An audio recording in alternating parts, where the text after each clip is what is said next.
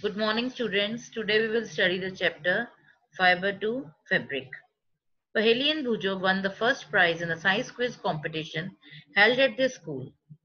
They were very excited and decided to use the money to buy clothes for their parents. When they saw a large variety of cloth material, they got confused. The shopkeeper explained that some clothes or fibers were cotton and some were synthetic. He also had woolen mufflers. So, could you understand till here that Paheli and Bhujo, they are the two characters in our books, okay? In the science book, so they had a science quiz competition in their school. So, they won the prize, उनको prize मिला है ना, ठीक है, उसपे पैसे मिले and they क्या खरीदना चाहते थे अपने पेरेंट्स के लिए, वो क्लोथ्स खरीदना चाहते थे, ठीक है। तो वो शॉपकीपर के पास गए जब, तो उन्होंने क्या किया, उन्होंने देखा कि वहां पर तो बहुत सारे कपड़े हैं। They got confused. The shopkeeper explained that some clothes of fabric were cotton and some were synthetic. तो शॉपकीपर ने उनको क्या समझाया कि जो कुछ क्लोथ्स हैं वो कॉटन के बने हुए हैं और कुछ सिंथेटिक हैं। सो he also had woolen mufflers and shawls. There were many silk sarees as well. तो कुछ वुलन मफलर थे उनके पास और कुछ सिल्क की साड़ी थी। Paheli and Bhujo felt very excited. They touched and felt these different fabrics. Finally, they bought a woolen muffler and a cotton sari. तो उनको बड़ा मजा आ रहा था। क्या था कि जब वो उनको हाथ लगा के देख रहे थे तो उनको क्या था, अलग अलग कपड़ों को उनको हाथ लगा के अलग अलग तरह की फीलिंग आ रही थी, तो उनको बड़ा अच्छा लग रहा था। तो एंड में उन्होंने क्या किया, उन्होंने अपने पेरेंट्स के लिए एक वुलन मफलर और एक कॉटन की साड़ी खरीद ली। After their visit to the cloth shop, Paheli and Bhujo began to notice various fabrics in their surrounding. क्योंकि अब वो क्लॉथ शॉप पे जाकर आए थे, तो उसके बाद अब उन्होंने क्या किया, वो उन्होंने कई सारे अपने आसपास फैब्रिक्स को, मतलब कपड़ों को देखना शुरू किया। They found that the bed sheets, blankets, curtains, tablecloth, towel and dusters were made from different kind of fabric.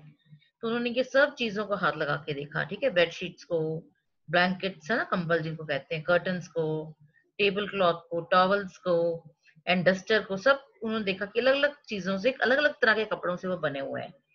Even their school bags and the gunny bags were made from some kind of fabric. तो उनका जो school bag था, और Ghani bags क्या होते हैं जिनको हम बोरी कहते हैं ना, तो सब अलग अलग तरह की फैब्रिक के बने हुए थे। They try to identify this fabrics as cotton, wool, silk और सिंथेटिक। तो क्या उन्होंने नोटिस किया कि जो क्लोथ्स हैं उनको हम किस किस चीज में, कॉटन में, वूल में, सिल्क में या सिंथेटिक में अलग अलग तरह से डिफ्रेंशिएट कर सकते हैं, है ना। तो कैसे हम करेंगे, उन्होंने हाथ लगा के देखा और कई चीजें देखी, आगे हम करेंगे, ठीक है। Now variety in fabric, visit a near by tailoring shop, collect cuttings of fabric left over after stitching. तो क्या है कि आप टेलरिंग शॉप में, किसी टेलर की शॉप में, क्योंकि टेलर के पास जाएंगे, टेलर के पास तो बहुत सारे तरह के कपड़े खरीद सिलने आते हैं ना, कोई कॉटन के सिलवाता है, कोई सिल्क के सिलवाता है, कोई किस तरह का कपड़ा होता है ना, डिफरेंट सिंथेटिक होता है कोई। Now feel and touch each piece of fabric, not try to label some of the fabrics as cotton, silk, wool or synthetic after asking for help from the tailor, ठीक है। जैसे इन the winters क्या होता है, in the winters we have some more thick wool like material of the cloth from which we get our clothes stitched because it is warm. Now do you wonder what these different fabrics are made of? When you look at any fabric, it seems a continuous piece. क्या है कि हमें लगता है कि किस चीज से, है ना, कभी हमने सोचा है कि ये फैब्रिक जो है, ये कपड़ा किस चीज से बना हुआ है ना। और अगर आप जाओ मार्केट पे, आप यू सी जैसे कॉन्टिन्यूस, इतना लंबा जिसको हम थान बोलते हैं, है ना, तो एक लंबा सा ये थान होता है। Now select a piece of cotton fabric you labelled in the activity 1, ठीक है। तो आप क्या करोगे, कॉटन फैब्रिक जो आपने ऊपर देखा ना टेलर के पास, उसको आप लेबल कर दोगे ये कॉटन फैब्रिक है। Now try to find a loose thread और yarn at one of the edges and pull it out. ठीक है, तो क्या है, उसके बाद हम क्या करेंगे, हम उसको एक उसका धागा निकालेंगे, है ना, उसका एक यान, मतलब हम उसको निकाल लेंगे। ठीक है, बाहर निकालेंगे। ठीक, उससे हम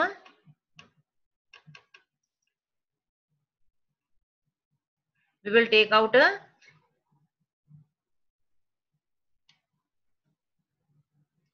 one piece of thread from it. ठीक है, if no loose yarns are visible you can gently pull out one with the pen or a needle. अगर आपको कोई लूज नहीं नजर आता तो एक पेन वगैरह लेके धीरे से साइड से या डिटेल लेके उसका धागा निकाल सकते हैं। We find that the fabric is made up of yarns arranged together. So this one thread is known as a yarn. तो हम देखेंगे जो फैब्रिक बना हुआ, कपड़ा बना हुआ है, इन yarns को अरेंज किया गया किसी डिजाइन में, है ना, उसके बाद इनको ये जो है ये फैब्रिक बन गया। What are this yarns made of? Now fiber activity we will do here. Take out a yarn from a piece of cotton fabric. Place this piece of yarn on the table.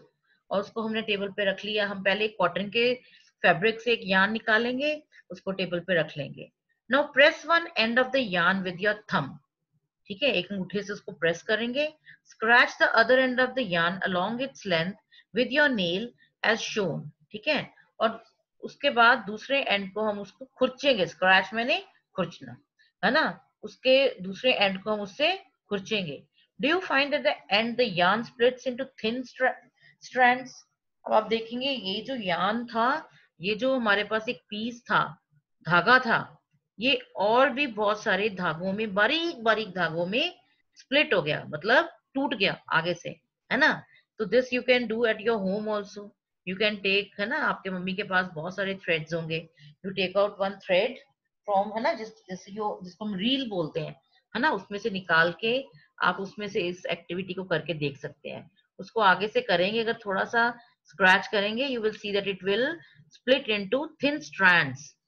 You might have observed something similar when you try to thread a needle. हाँ, ये बहुत वो है ना, देखो जब भी कई बार मम्मी धागा नहीं ना डाल सकती, चलो आपकी मम्मी की तो आंखें अभी काफी तेज होंगी, लाइक माइन, है ना, मैं ऐसे देख बिना उसमें मेरे से सुई में धागा नहीं डलता, है ना, तो क्या होता है, तो फिर किसको कहते हैं हम घर में, छोटे बच्चों को कहते हैं, why, because the eyesight is very fine, है ना, बहुत तेज आंखें उनकी होती हैं अभी। Many a time the end of the thread is separated into few thin strands. If you even cut the thread with the mouth, है ना, तो आप देखेंगे कि आगे जो उसके बहुत सारे पतले पतले धागे निकल आए हैं, तो it is very difficult to put it in the needle. This make it difficult to pass through the thread through the eye of the needle. है ना, जहां हम धागा डालते हैं सुई के अंदर, उसको क्या बोलते हैं, आई बोलते हैं उसकी।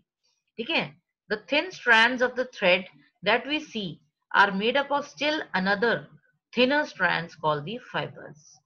अब जो थ्रेड है वो भी बहुत पतले पतले और पतले पतले धागों से मतलब बना है, जिनको हम क्या कहते हैं, fibre. Fabrics are made up of yarns, है ना। So first of all what we have learned here, that fabrics, fabric मैंने कपड़ा, कपड़ा किस चीज से बना है, यार्न से बना है, and yarns are further made up of fibres. वो किस चीज से बने हैं, वो फाइबर से बने हैं। Where do these fibres come from?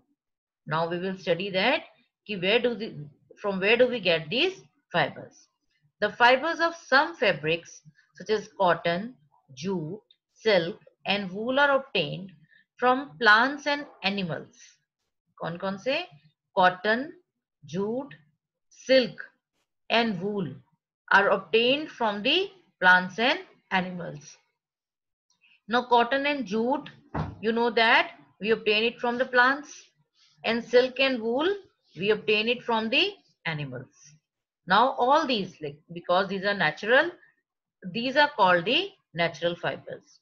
Cotton and jute are examples of fibers obtained from plants. So if you have been asked the question, name the fibers which you obtain from the plants, you will name them as cotton and jute. Now wool and silk fibers are obtained from the animals. Wool is obtained from the fleece of sheep or goat. Fleece मैंने जो उनकी hair होते हैं ना, बाल होते हैं, उनको कहते हैं. It is also obtained from the hair of rabbits, yak and camels. And mostly क्या है कि हम जो wool है वो sheep और goat से लेते हैं, and sometimes it is also obtained from the rabbits also, yak also and camel also. And silk fiber is drawn from the cocoon of the silkworm. जो सिल्क का धागा है वो यहाँ से कौन देता है हमें? Silk worm. ठीक है. कोकून इज क्या है कि एक स्टेज होती है ना, आप अगर ये हम पढ़ेंगे बाद में कि हाउ सिल्क वॉर्म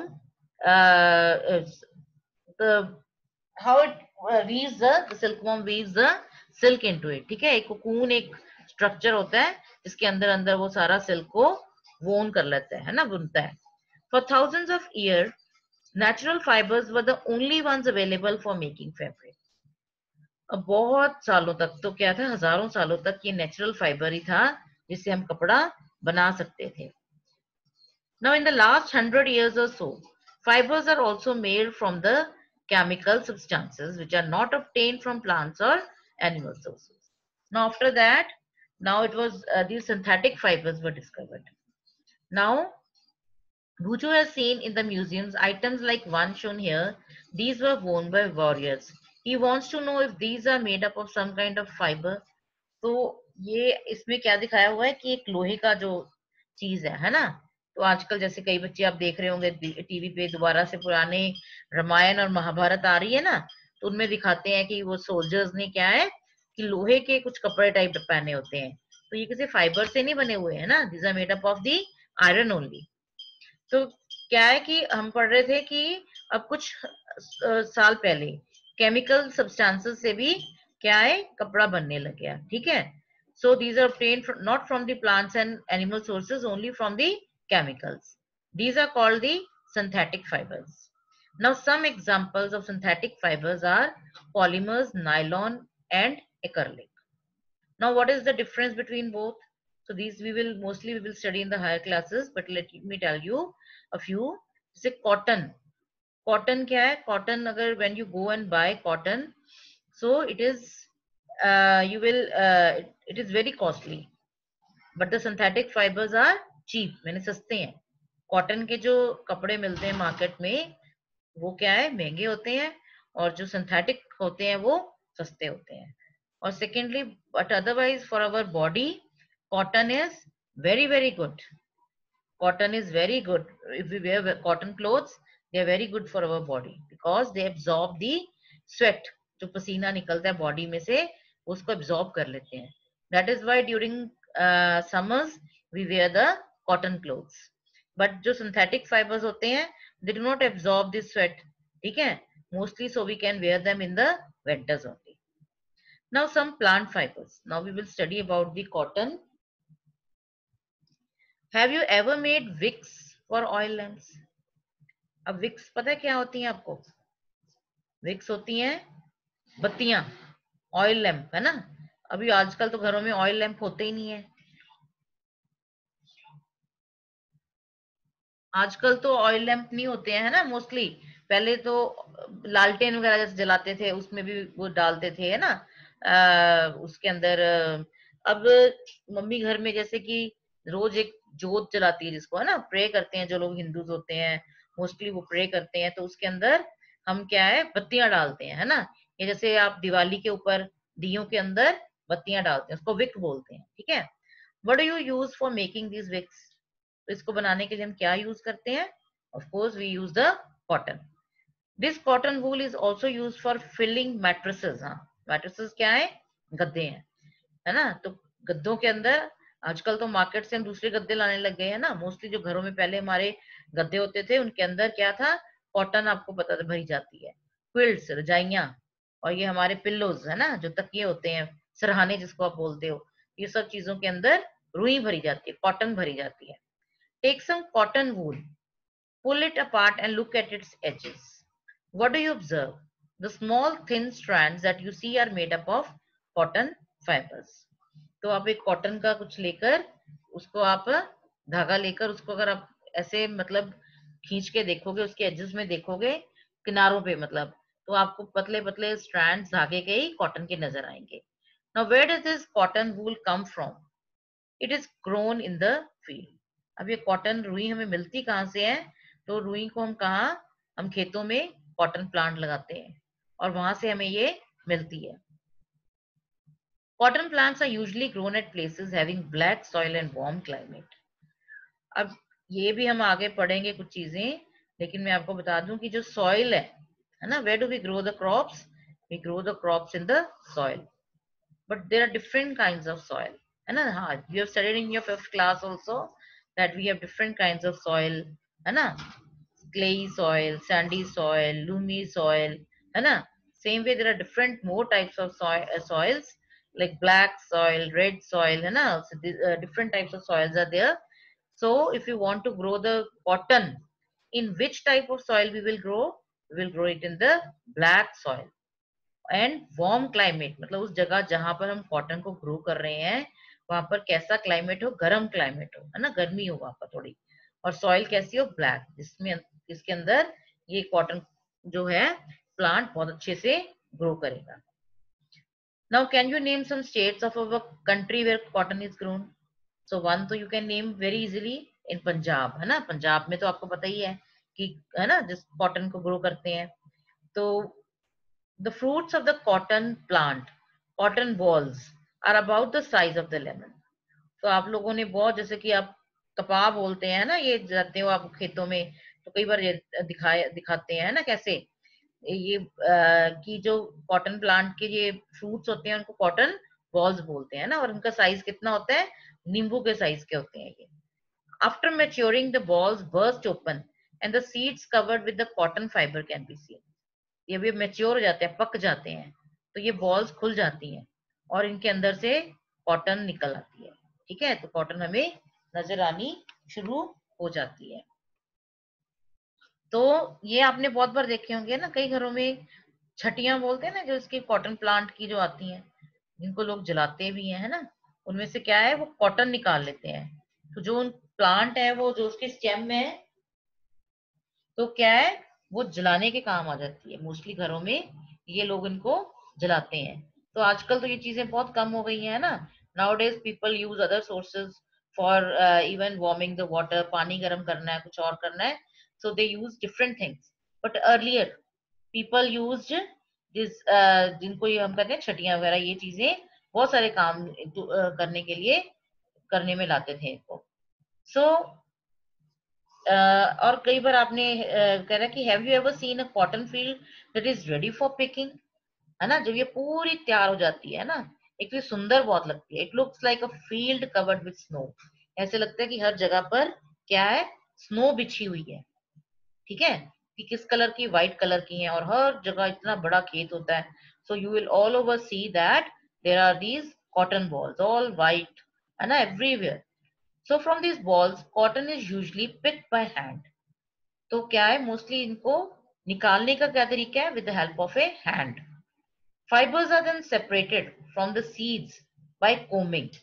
ठीक है, so there are different processes for this, कि कैसे कैसे करते हैं. पहले इनको चुग लेते हैं, है ना, सारे बॉल्स को इकट्ठा कर लेते हैं. फिर इनमें से क्या है, फाइबर्स जो बनाने हैं, तो क्या है, वो इनको सीड्स जो है ना, मतलब ये सारी जो बॉल्स हैं इनको कोम करते हैं, जैसे हम कंघी करते हैं ना, इस तरीके से. So this process is called the ginning of cotton. Ginning was traditionally done by hand. तो ये सब काम पहले हाथों से होते थे. Now these days machines are also used for ginning. तो आजकल क्या है कि मशीन से भी ये सब काम होने लग गए हैं. So this was all we studied about the cotton. One thing which you have to remember is it grows in the black soil. Secondly, the climate should be warm, है ना? And what is the size of the cotton ball? Size of the lemon. And the process of combing is called the ginning. So next is the jute plant. Jute fiber is obtained from the stem of the jute plant. It is cultivated during the rainy season. So in which season it is cultivated? Jute now it is cultivated in the rainy season because it requires more water. In India, jute is mainly grown in West Bengal, Bihar, and Assam. So these are the states in India: West Bengal, Bihar, and Assam, where the jute is being planted. The jute plant is normally harvested when it is at the flowering stage. मतलब जब इसके flowers होते हैं ना, flowering stage, उस time इसको harvest करते हैं. मतलब उस टाइम इसको जैसे हम अभी आजकल फसल कौन सी हमारी हम चल रही है ना, हार्वेस्ट सीजन चल रहा है, तो हम कनक की कटाई कर रहे हैं, तो इसकी उस टाइम कर लेते हैं फ्लावरिंग स्टेज में. The stems of the harvested plants are immersed in water for a few days. अब हमें मिलता किससे जूट फाइबर? अभी हमने पढ़ा है स्टेम से मिलता है, जूट प्लांट की स्टेम से मिलता है. तो जब इनके फ्लावर्स आने लगते हैं उस स्टेज में हम क्या है, इनकी स्टेम्स को हम काट कर कुछ दिनों के लिए पानी में डिबोकर रख देते हैं. ठीक है. द स्टेम्स रॉट, रॉट में सड़ जाना है ना, गल जाती है जब. The stems rot and fibres are separated by hand. तो उसके बाद उसका धागा जो है हाथ से वो निकाल लेते हैं. To make fabrics, all these fibers are first converted into yarn. तो पहले फैब्रिक बनाने के लिए, मतलब कोई भी कपड़ा बनाने के लिए, पहले जो फाइबर्स हैं इनको पहले यार्न में कन्वर्ट किया जाता है. ठीक है. तो ये कैसे करते हैं, this we will study now.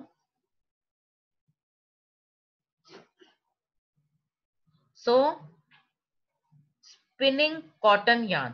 First of all, how the cotton yarn is made. So you can try making cotton yarn yourself also. Hold some cotton wool in one hand.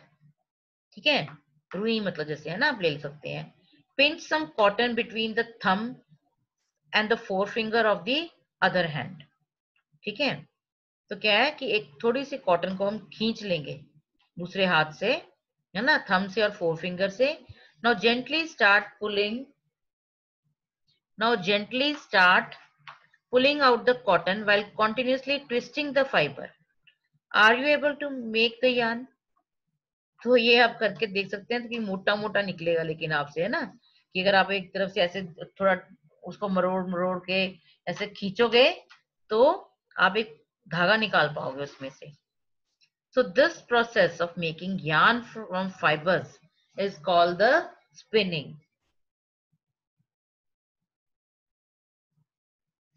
ठीक है. चलो, okay students, we will continue the rest. I will again start from spinning the cotton yarn. So we will continue in the next class. Okay.